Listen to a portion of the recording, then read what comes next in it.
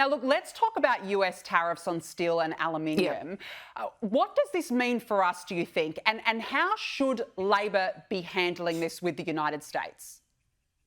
Well, I think when you look at the last day or two and the response of the Prime Minister, the response of the Trade Minister, the response of the Foreign Minister, they're not telling Australians everything they did to try and back in Team Australia, to try and get out there and get that exemption, as we successfully did when we were last in office. I find it astounding that the press conferences they are giving are just making excuses for why they did nothing.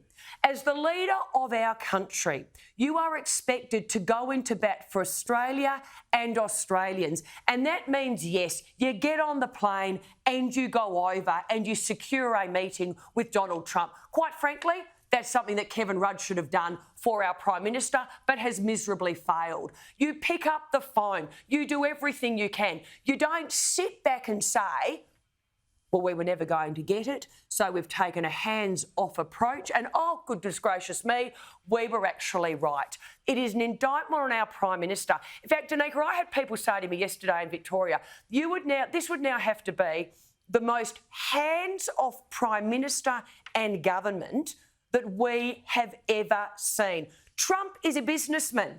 We know that. He does deals. The way you do deals is, A, to have a good relationship. We had that last time, as you know. Joe Hockey, he didn't just have a relationship with the President of the United States.